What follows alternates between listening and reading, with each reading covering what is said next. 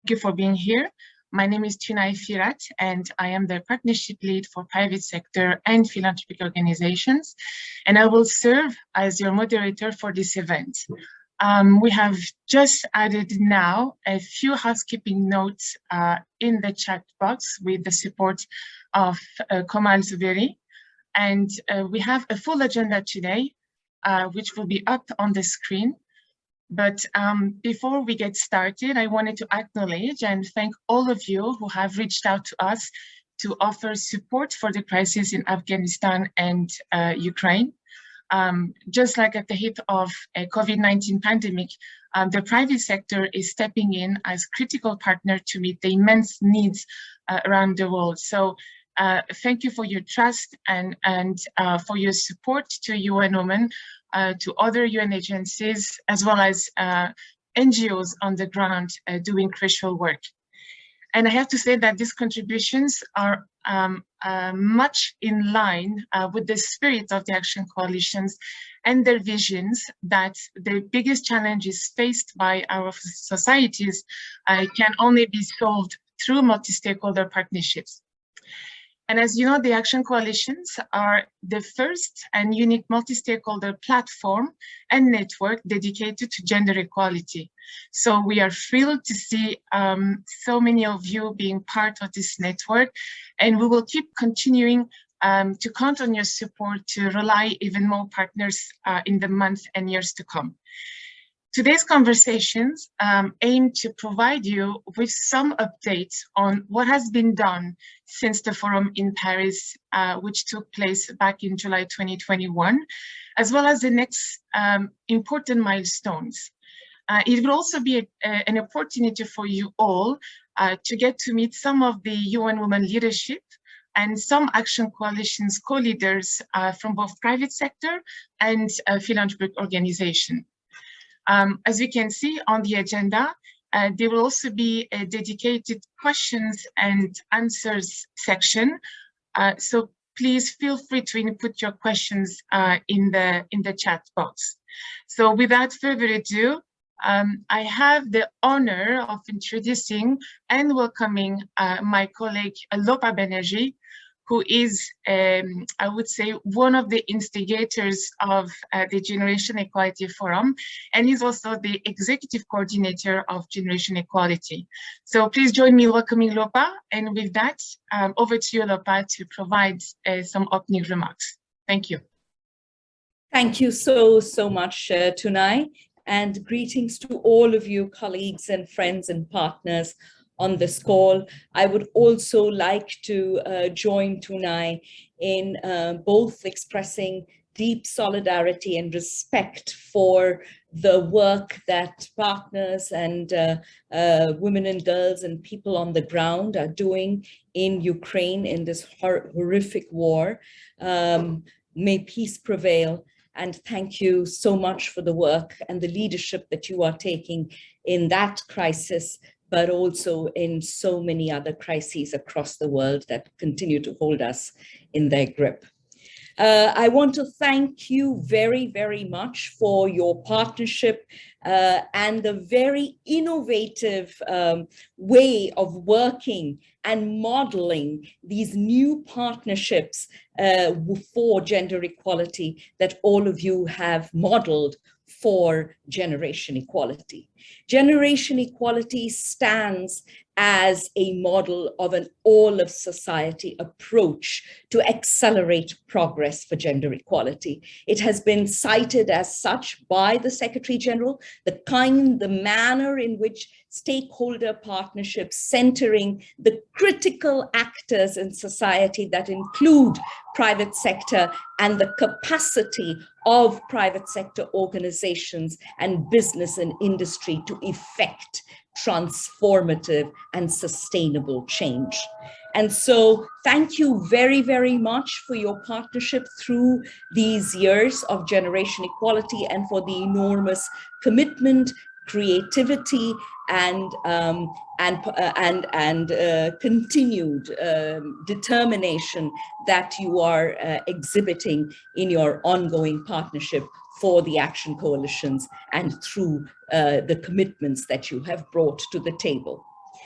Since Paris, since the forum ended in Paris, there has been a lot of work that colleagues and our teams have been working on in these interim months to accelerate progress and for the implementation of generation equality. We have nevertheless had several gaps in consistent communication and outreach with all partners, including yourselves, and we are addressing that. There have also been some changes at UN Women. We've had leadership change, we've adopted our new strategic plan, and we have been continuing the work on generation equality, moving from an event, which is what it was for Mexico and Paris, and shifting into it becoming a longer term program of work that will have a 4-5 year trajectory going forward. And so this meeting is an effort to address this sort of lack of communication. It will be the first of many such meetings that we will have. We are in the middle of the Commission of the Status of Women, which is discussing an existential issue for gender equality and for the world in terms of looking at gender equality in the context of climate change.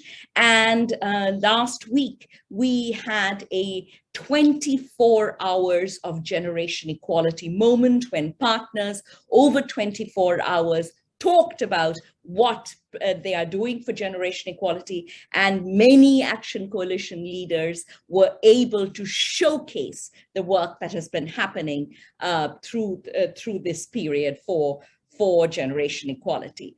During that 24 hours event, we had a culmination, a sort of a flagship event where our executive director was able to also share her leadership vision as she sees it. She calls generation equality a jewel in the crown of UN Women. And so she talked about what she also sees as the focus and the acceleration going forward. I hope that some of you were able to tune in. Some of you participated as speakers and also shared your views. It was webcast, and so a recording is available for those that were not able to see this. But we also use that moment as an opportunity to highlight some achievements which colleagues are going to be discussing now, including on the commitments dashboard, the accountability framework, and what we are going to be putting in place for an ongoing partner engagement. And with that, I am going to turn it over to my colleagues and back to you, Tunai, but with, again, deep thanks for your partnership thus far, and a lot of excitement for the partnership ongoing over the next few years. I look forward very much to working with you closely towards our common goals for generation equality and indeed for gender equality. Thank you very much, and back to you tonight. Lopa, as always, thank you for your remarks and for framing this incredible journey. And next on the agenda is the progress update. And it's my pleasure to introduce you to our next speaker, Sarah Hendricks, who is the Action Coalition's lead. And Sarah has been the architect of the Action Coalitions, and I would say the driving force behind partnership mobilizations from different stakeholders, including you, the private sector. So with that, over to you, Sarah.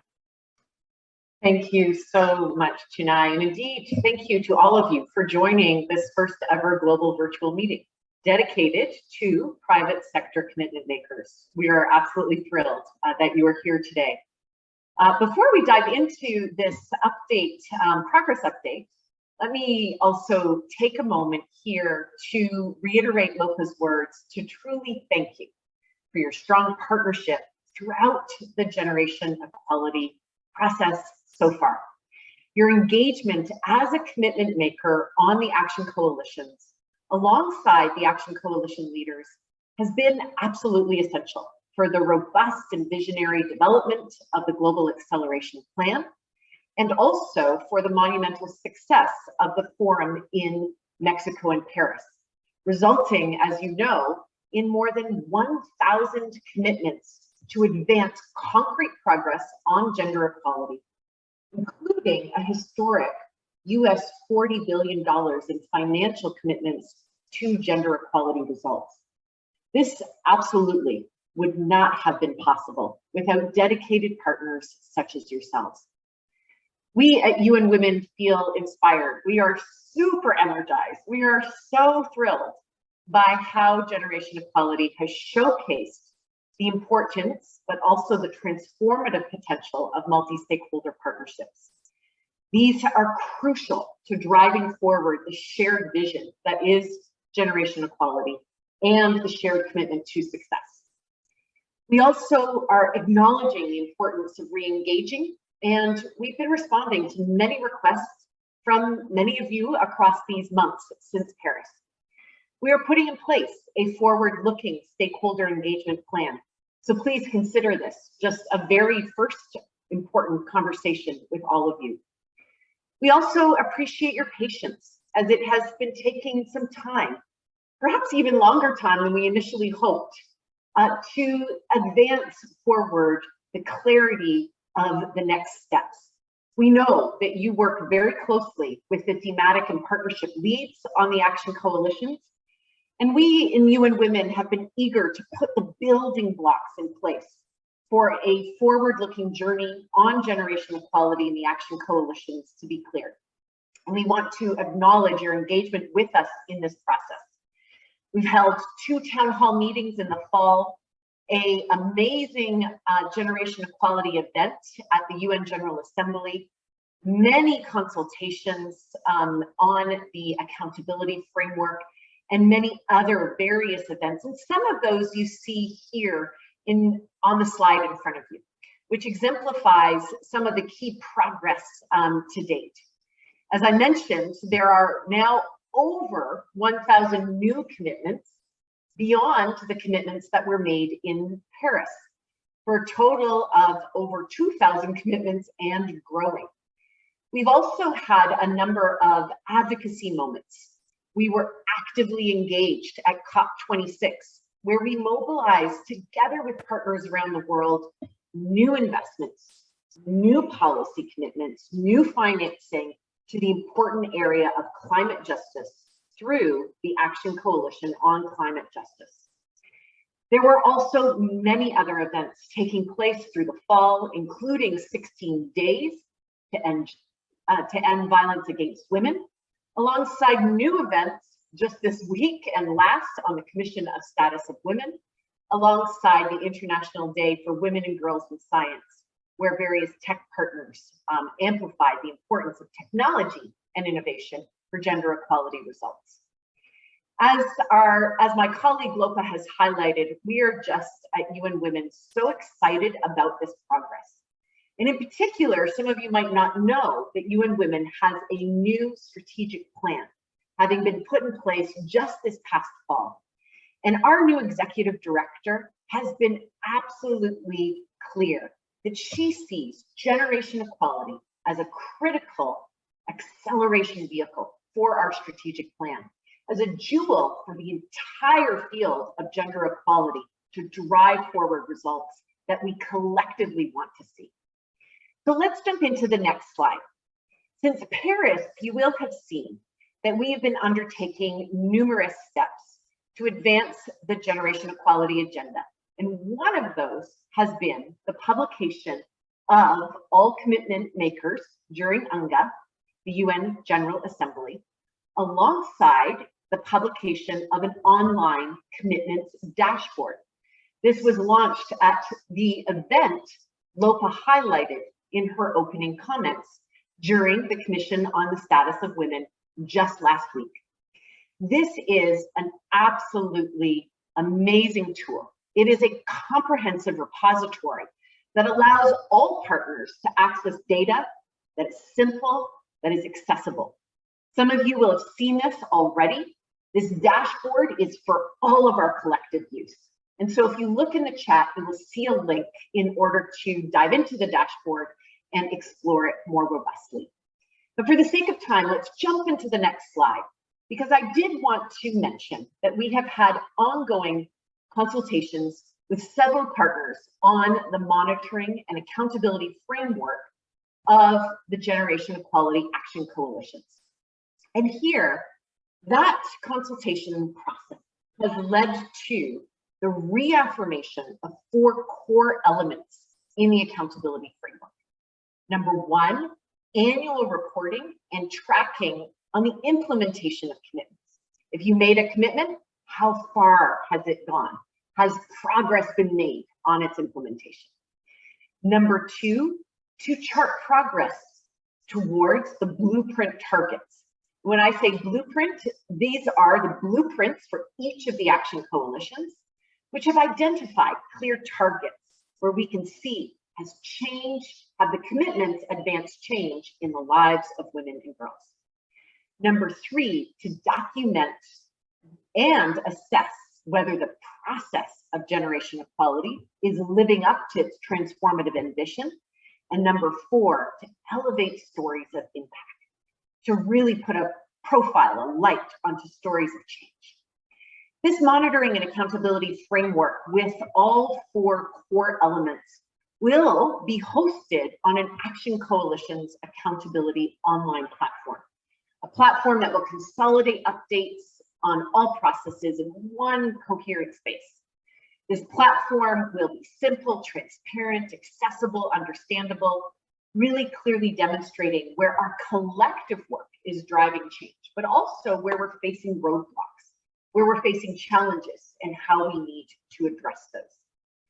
We've also invested ample time in developing the internal structure to shape UN Women's convener role as custodian of generation equality.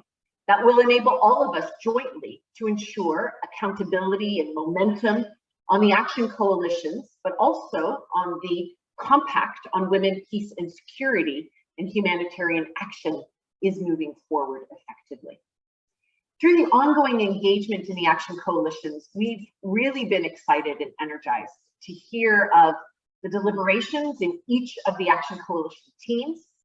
The leadership structures have continued to meet. They've been undertaking collective analysis of their commitments, identifying outreach strategies, putting in place surveys to hear from you as commitment makers, and really seeking to design strong communities of practice that will enable all of us to be effectively plugged in. So what's next? What are our priorities going forward? Well, as I close this part of our agenda, let me just mention 3 key priorities for the way ahead. So first of all, accountability, accountability, accountability. We absolutely must ensure accountability for the tremendous commitments already made, already announced in Mexico and Paris. They can't remain just words. This is the difference we want generation equality to be, differentiated from other large global processes. We have to ensure the translation of those commitments into action. So that strong accountability framework, which I've just highlighted, will be utterly key to success. I think this is all about mutual accountability. It's about holding each other accountable, along with transparency, as 2 essential principles that are really critical to drive and measure progress. I think that's why we are collectively excited about the online commitments dashboard that I just mentioned. This dashboard will enable all commitments to be visible, to be searchable to all partners everywhere. It is indeed a key building block of the accountability framework. And it is indeed something that's been developed collaboratively with a group of action coalition leaders, really in the spirit of partnership and the spirit of co-creation that is generation equality. And as I mentioned, every year we'll track and publish progress against those commitments. And the first report will be unveiled on the margins of the UN General Assembly in September of this year. So that's a date you can count on and that we can look forward to collectively. Another important milestone will be the midpoint since the Paris Forum, so midpoint across these 5 years. We will hold a special event in the second half of 2023 to take stock of progress achieved and to generate new commitments. And I think this moment will feed into and hopefully leverage other UN-wide processes, in particular, for example, the Summit of the Future, which has been proposed by the UN Secretary General in a document called Our Common Agenda as a critical vision on the future of global cooperation and reinvigorated and inclusive multilateralism. We will also continue to engage in this process with as many commitment makers, with all of you, to support you in translating your commitments into reality, to help make connections between commitment makers, to help foster alliances across stakeholders, to build synergies, and support you to translate commitments into action. So that's our first priority. Our second priority, and we hope you'll join us in this, is to generate new commitments. I think the incredible achievements of Mexico and Paris are only the beginning. There's still so much more to do. Despite having more than 2,000 commitments currently registered, we know there are significant gaps. Some regions have less commitments than others. Some Action Coalition themes or actions need increased focus and support. And we will do whatever we can to mobilize more commitments and close these gaps, and we hope you will join us. We will leverage the full global network of UN Women offices and partners in this endeavor. And we invite you to mobilize new partners across the private sector to make commitments. So that brings me to our third priority, and that is to continue to uphold and promote the multi-stakeholder and intergenerational nature of generation equality. We know from experience that achieving gender equality, as Lopez said, requires an all-of-society approach. We also know that if we're serious about translating global norms and standards, things like the 2030 Agenda on the SDGs, the Beijing Platform for Action, resolutions on women, peace, and security, if we're serious about translating those into concrete results where women and girls' direct lives change, we need all stakeholders to work together in a coordinated way around common objectives. That's the power of generation equality. We think that's also reinvigorated multilateralism coming to life through actions. And it holds promise to accelerate progress towards gender equality, really at a time when we are witnessing regression, when we are witnessing pushback on women's rights around the world. The horrifying war in Ukraine, where we see with every day passing the damage done to the lives, to the hope, to the future of Ukrainian women and girls, is the latest in a series of conflicts that remind us all just how complex, but also how important our task before us is. And I certainly am committed to ensuring that all constituencies, all stakeholders continue to have a voice in generation equality, as they had in shaping the forum, through structured engagement, through a clear scope for inputs. And this requires also paying attention to power imbalances across stakeholders and finding ways to address those. I am particularly eager to support the continuous and meaningful engagement of the private sector and of philanthropy. Your energy, your unique passion, your unique expertise will help to drive progress and join all of us in driving accountability. I'm also committed to engaging women leaders across sectors as champions for generation equality, and hope that you will stand by us in that. So with this, let me turn back to you, Tunai, so that we can jump into some thematic exemplars of progress. Over to you, Tunai. Thank you so much, Sarah, for providing that very comprehensive view and hopefully filling in a lot of the gaps colleagues online may have had. Moving on from accountability and commitment, as Sarah just said, we also wanted this session to showcase how the action coalitions open opportunities for not only networking, but also knowledge exchange and peer-to-peer collaboration. And many of you have asked over time about the other companies' commitment. You wanted to know more about the private sector experience so far, their challenges, and their recommendations to engage in the coalitions. So rather than us talking about it, we thought this will be an opportune moment for you to meet some of UN Women Action Coalition's thematic leads who are actually leading this work alongside leaders from private sector and philanthropy. So with that, I would like to invite my colleague Hélène Molinier, who is UN Women's Senior Advisor for Technology and Innovation, to talk a little bit about the Action Coalitions on Technology and Innovation for Gender Equality.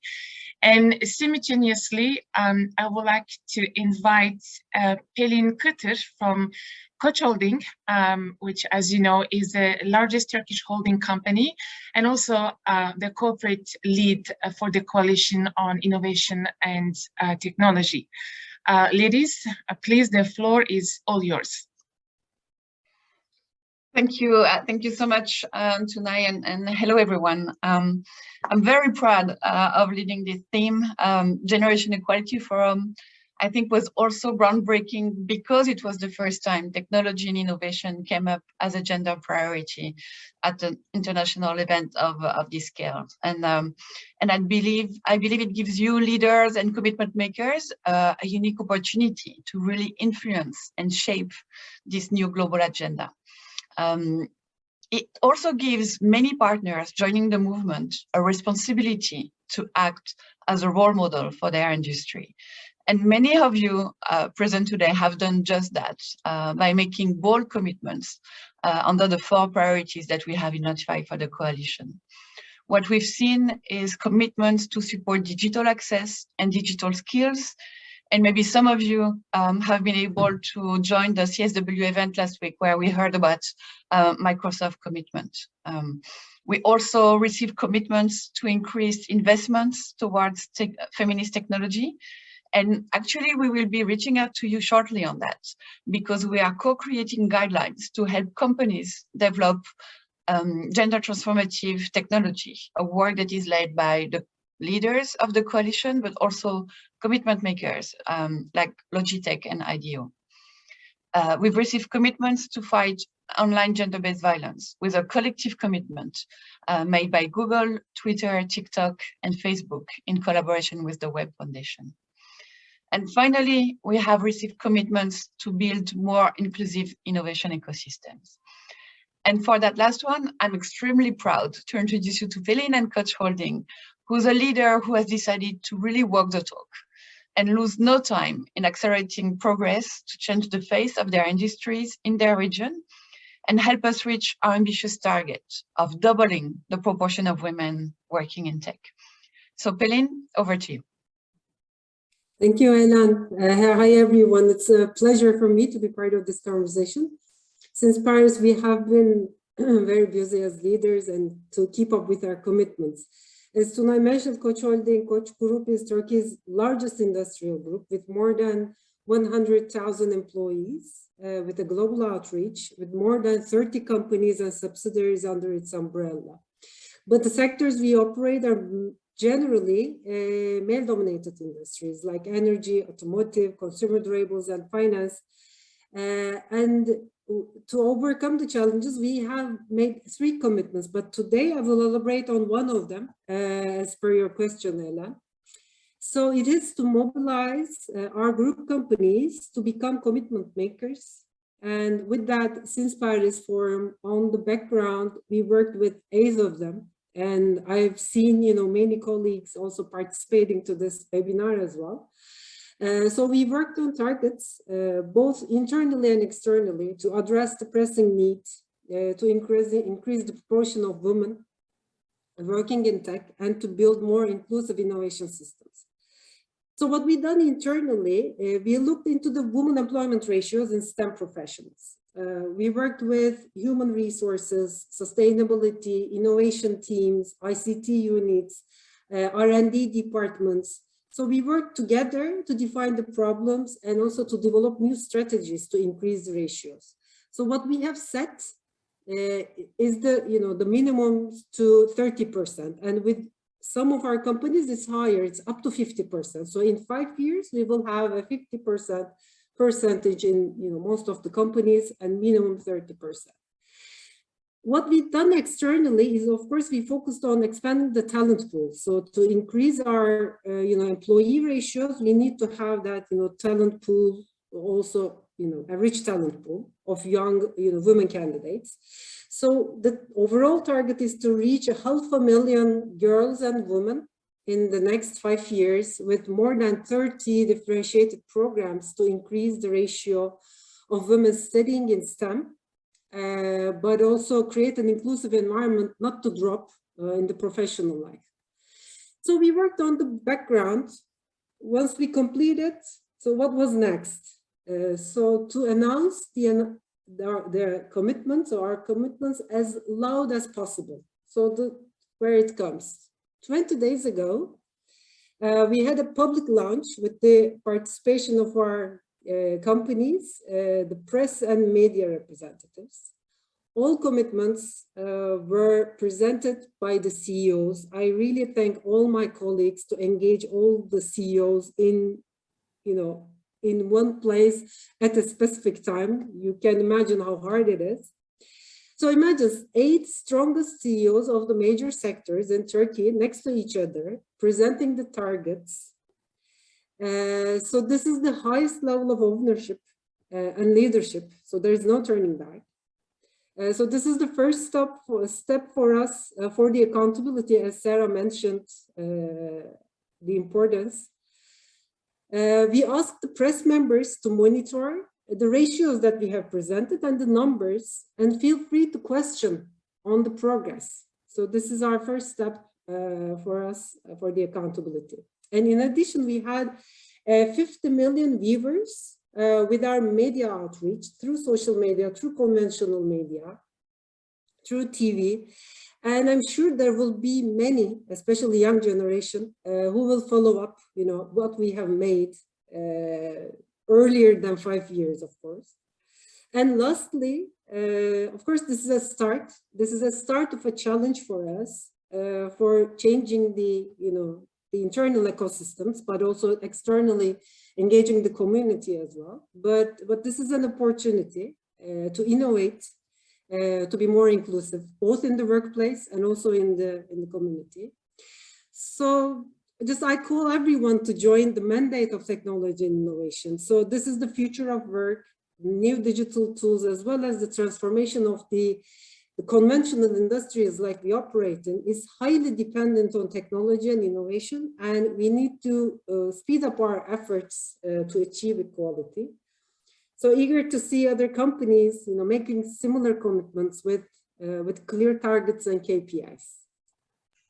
Thank you, Anna. Thank you so much, Pelin and Ellen, for walking us through your work and some of your achievements to date. And I have to say, it's very exciting to see all the progress, thanks to the exemplary leadership of Coach CEO and the enthusiasm for others to join.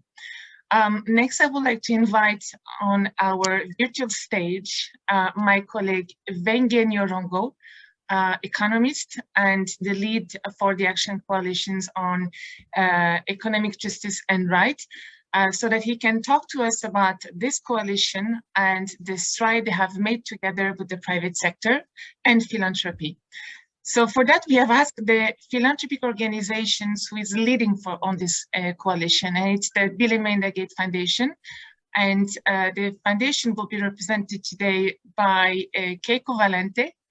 Hi Keiko and Venge, and the floor is yours. Thank you so much, Tunai, and really thank you for organizing this event. Really excited to be with everyone today to share a little bit of what has been happening in the Economic Justice and Rights Action Coalition together with Keiko. So we really just wanted to give you a quick overview of where private sector and philanthropy organizations stand in terms of the commitments that have been made in the Action Coalition thus far. Much of the data that we've used is data that we have received until about October of 2021, where you will see that we have tens and tens of commitments coming in from private sector and philanthropy organizations. They are summing up to more than 10 billion United States dollars, and they've been made across all different types of commitments, including policy advocacy, programmatic, but also financial commitments. So what we wanted to share with you here is a very, very quick overview of really something we're very proud of to see private sector and philanthropic organizations present across all the 4 action areas of the Economic Justice and Rights Action Coalition. As you can see from the graphic here, there's a lot of activity taking place within the productive resources action area. And this is really driving towards provision of access to finance for women. And but then you can also see participation around provision of platforms for social protection and others within the inclusive economies area of work. But you also see under decent work where corporate policies, but also support to advocacy and norms change is actually taking place to make sure that the world of work is responsive to the needs of women, but also the transition of younger women and girls from school to the labor force. And of course, even really profound is what you're actually seeing in terms of private sector and philanthropy working really hard to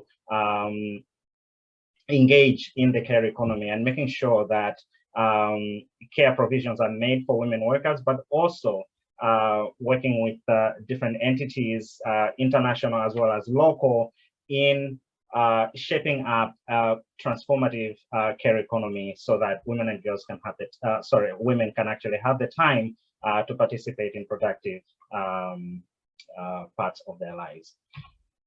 This slide basically is just showing you the distribution of private sector commitments across the different action areas, but also the same for philanthropic commitments that have been made across all 4 action areas. So this is what we are seeing. The numbers, as Sarah had mentioned in her presentation, are continuing to grow, and we are going to be providing you with more up-to-date analysis over the course of the year, as well as for the next 3-4 years remaining in this journey. Now, we thought also to share with you the inspirational commitments that have actually been made by private sector organization for the leadership structure of the Economic Justice and Rights Action Coalition, which is PayPal. And then later you will also hear from Keiko, the commitments that the Bill and Melinda Gates Foundation has actually made to the Action Coalition.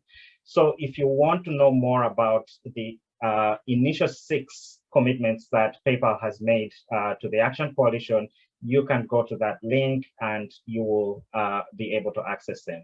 But they really didn't, they really wanted us to share with you the following 3 commitments that have been budding since they made their first initial set of commitments, which is 1, really moving towards increasing access to credit for women entrepreneurs, where they're making a $7 million commitment around a partnership they have with Kiva, so that they can actually process loans without charging any transaction fees. And then they're also looking at making internal changes within their policies and benefits for women employees within PayPal, where they have been creating new policies, benefits, and procedures that actually support employees that are experiencing domestic violence. And then finally, they're also trying to encourage employee volunteering and making sure that they can reach as many hours dedicated to volunteering that are also matched with support by the organization in terms of the work that they're trying to do in advancement of Sustainable Development Goal 5. So this is what's been happening in the Action Coalition so far, and there's a lot more that other private sector institutions are doing that are outside of the leadership structure, as you will get to see through the dashboard that was shared in Sarah's presentation. And with that, I'd like to pass on to Keiko to hear more about what the Gates Foundation has been up to since Paris. Thank you. Great, thanks, Venge, and thank you everyone for having me today. My name is Keiko Valenti, as Venge mentioned. I work on gender advocacy at the Gates Foundation, and today I'm actually stepping in for my colleague, Shubhalakshmi Nandi, who's our actual Gates Foundation representative on EJR. So with her inputs and permission, I'm sharing these this update. So at the Paris Forum, the Gates Foundation made a $650 million EJR commitment across the following areas: across women's economic empowerment in South Asia and Africa, in the care economy, for the promotion of decent work, financial inclusion and gender inclusive product innovation to close the gender gap in digital financial services and technology in youth and women's groups, and to mainstream gender into economic policies and COVID response. So since last July, the Gates Foundation has made the following progress. The Gates Foundation has contributed $10 million to the World Bank's Child Care Fund. This will provide catalytic matching grants to countries seeking to invest in quality child care infrastructure, aiming to reach 4 million children and 2 million mothers in at least 10 countries over the next 5 years. The fund will also invest in rapid evaluations in child care strategies and measure the benefits for human capital development, gender equality, and economic growth. We've also focused on strengthening initiatives for increasing voice, representation, and leadership of CSO actors in women's economic empowerment, advocacy, and accountability.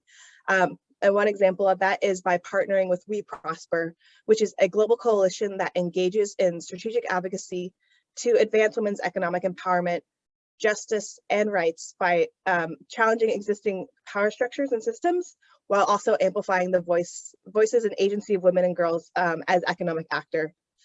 We Prosper has over 35 members across the globe, including regional and global civil society organizations, international NGOs, grassroots organizations, women-led and feminist groups, academic institutions, and the private sector, who all collectively work together to advocate for change. On accelerating progress on the right to productive resources through women's financial inclusions, we are also partnering with UNCDF, which is also a co-lead of EJR, with the Women's World Banking to set up a Women's Digital Inclusion Communications and Advocacy Hub. This will support and provide formative coordination resources to a growing coalition of global, regional, and local stakeholders to advocate for WFI policies, donor commitments, strategies, and outcomes. Also to identify and build sustain local capacity and tools of local actors for use of advocacy and communications to reduce barriers to WFI through direct action and funding a local facility. And lastly, we are a member of the Global Care Alliance and are helping to shape the priorities of work of the Alliance, especially around communications, outreach, and advocacy. So less than 1 year in, we continue to be really excited about this work.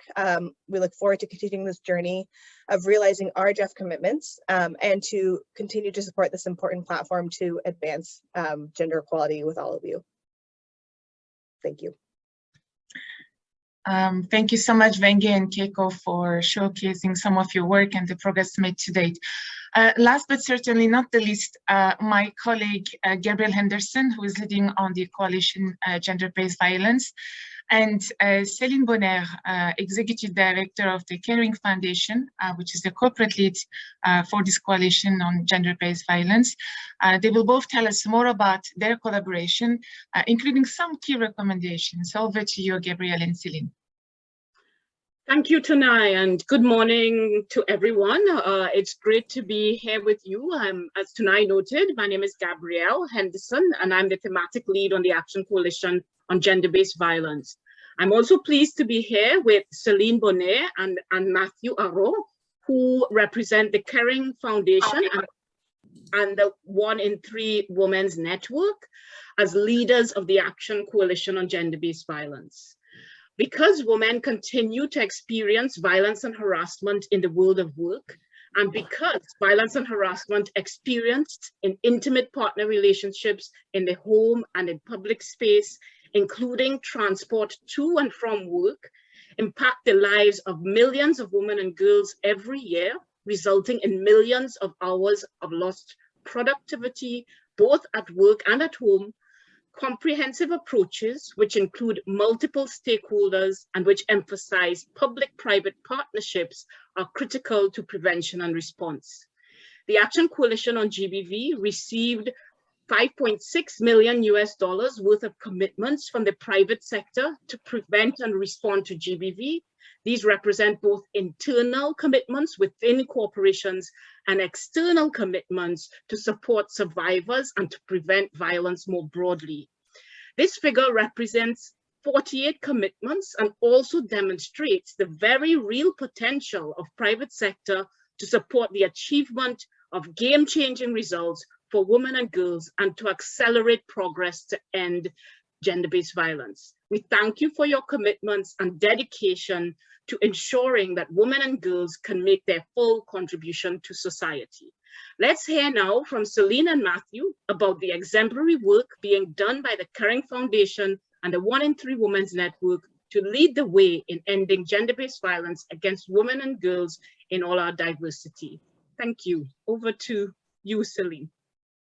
Thank you, Gabrielle. Dear commitment makers, thank you for the invitation. So I will start by a short recap about our commitments, and then I will leave the floor to Mathieu, who will tell you more about the achievements and the questionings.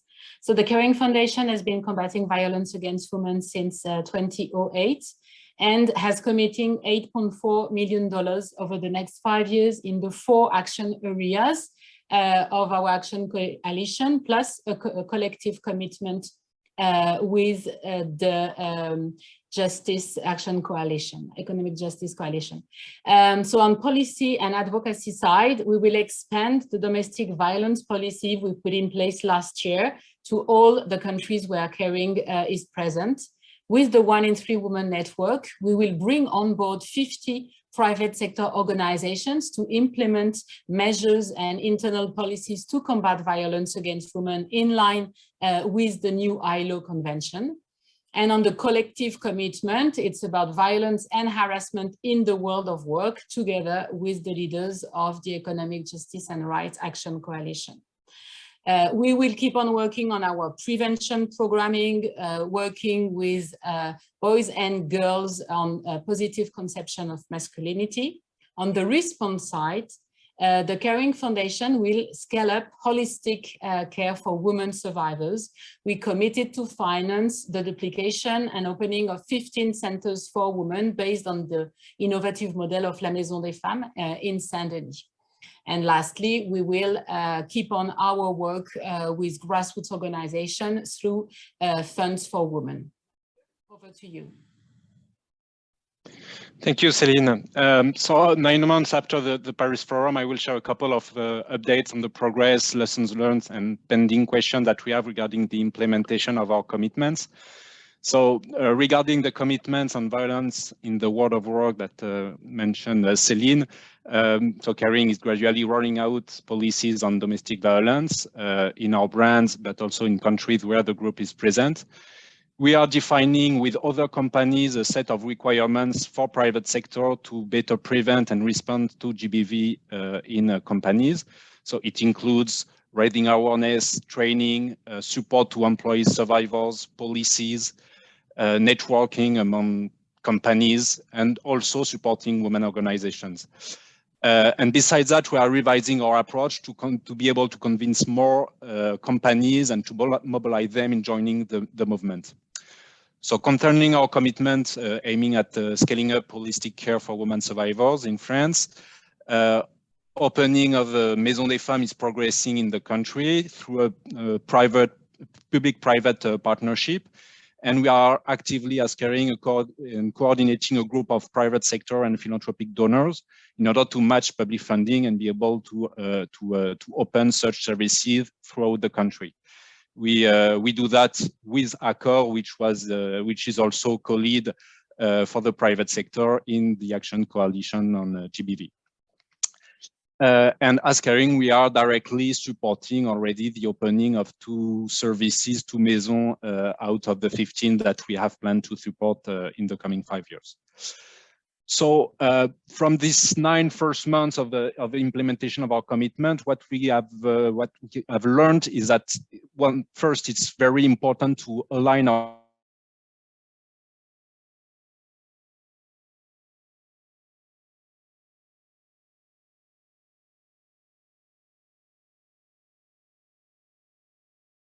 meaningful commitment and to go in the right direction. Beside that, we thought that defining standard is very important to be able to translate the commitment into very clear programmatic and operating procedures. So clarifying what the commitment, implementing the commitment involved. And the third point is the importance of building alliance and complementarities with other stakeholders, internally, but also externally with other companies, with the philanthropic stakeholders, and more broadly with national and international partners in order to build real synergies. And this is why we are investing in this one in three network of companies engaged in combating violence against women, because we see it as a tool to engage more companies of the private sector on this topic, and any companies willing to join is very welcome in this network. And to finish, I will just share a couple of questions of challenges that we have regarding the implementation of the commitment. In terms of monitoring, we have this issue of how to track progressive regarding our commitment versus the progressing regarding the accountability framework. And this is not so clear for us how to relate both our specific commitment versus the global accountability framework. Another issue is about communication. When do we report and to whom, and how to ensure that our communication at group level is aligned with the action coalition communication. And lastly, well, one of the challenge is the time requirement that the monitoring and the implementation of this commitment require for our team, and how we can manage this time investment. And that's it. Over to you, Gabrielle. Thank you very much, Matthew. Celine, back over to Tunai. Thank you. Indeed. Thank you so much, Gabrielle, Celine, and Mathieu. And Mathieu, thank you so much for your recommendations, and they're well taken into account. So colleagues, this wraps up this segment of our session. So I do hope that you are inspired by each of these fantastic examples of action and of engagement that have been shared here today. There are so many other examples we could have highlighted today among the 146 commitment makers from the private sector across the world. So this takes me to the last part of our session for today, which is the Q&A. In fact, we have received some questions in advance, so maybe we can get started by asking those questions first, and then we can move on to questions in the Q&A chat box. And if we don't get to your questions today, please note that we are taking in all the questions, and we will circulate responses in written as well. So here I would like to invite Sarah, our thematic lead, also Julien Payot, who has just joined the team very recently, to now come back online and respond to some of these questions. The first question is actually related to Matthew's comments on communication and advocacy, which is actually one of the most common and recurring questions from the private sector specifically. And you've asked information about the communication advocacy plan. You would like to know when the next big moment will take place, and what are the advocacy plan, and specifically when will it be shared? So Sarah or Julien, let me know if you would like to take that question.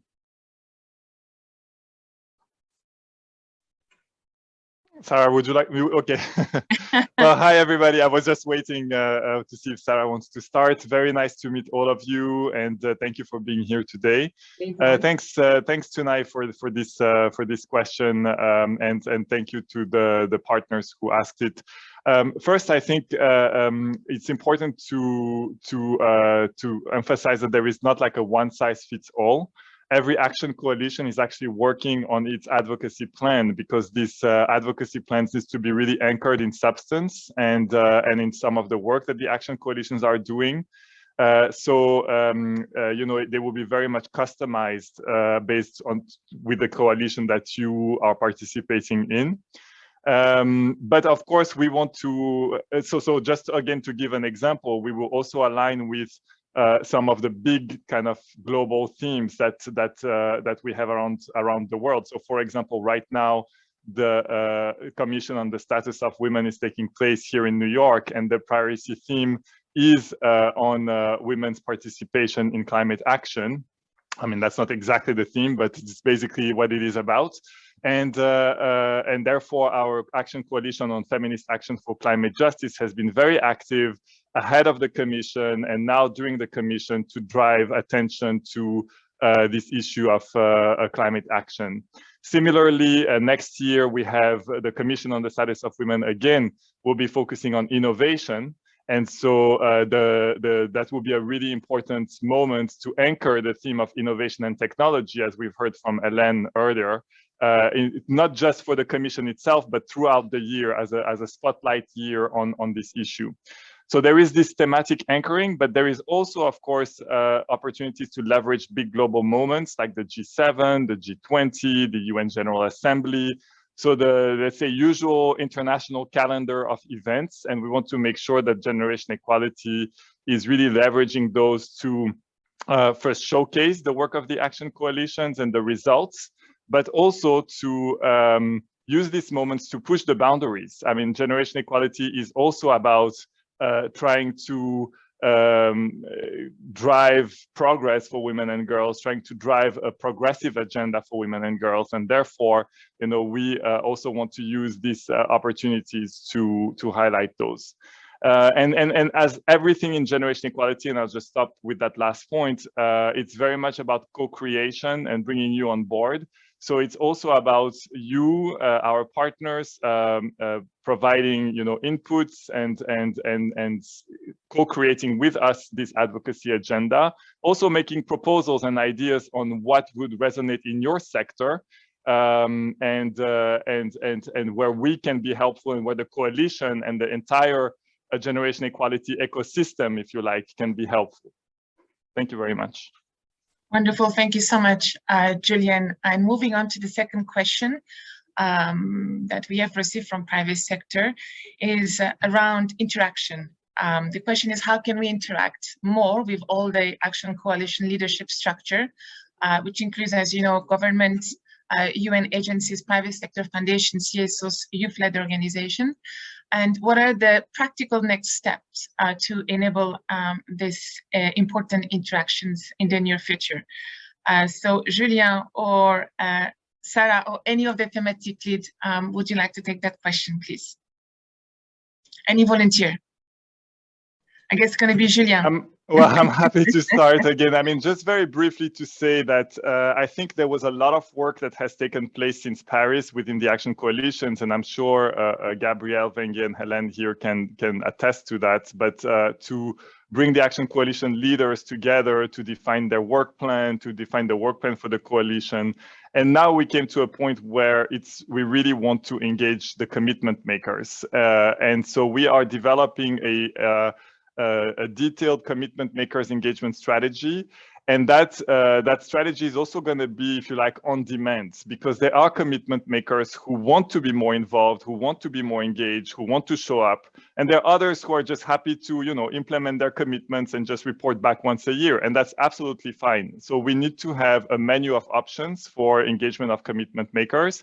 And so we'll be coming back to you in the next few weeks with some of these menu of options and way of engagement. Just to flag that, you know, one of the big things we're working on is actually also to have proper platforms on for engagement, including online platforms, etc. This takes a little bit of time and resources as well, which we don't have currently. So this is something that we will be asking for support and to try and build these communities of practice which fully engage the commitment makers as well online. So that's something that will be coming up. But I'm sure colleagues have examples to mention. I know, for example, Wenge, you went to particular lengths to make sure that commitment makers were aware of the work of the Action Coalition. So maybe you want to add to that as well. Thanks, Julian. I was actually putting it in the chat, knowing that we're running out of time. But for our Action Coalition on Economic Justice and Rights, what we did on the 10th of January was we did share with all commitment makers a calendar for 2022, where commitment makers will actually see what are the spotlighted moments where they can actually engage in the activities of the leadership structure, but also the Action Coalition in general. So I'm going to stop there for now, and we'll provide our emails so that those that want to get in touch with us some more can actually get directly in touch with us. Thank you. Allow me, Tunai, just to add on to the excellent inputs from Wenge and Julian, just to highlight that there's intentionality with the commitment makers engagement strategy to also look at how you can be engaged across Action Coalition themes. So perhaps your company or your philanthropy has made a commitment to economic justice and rights.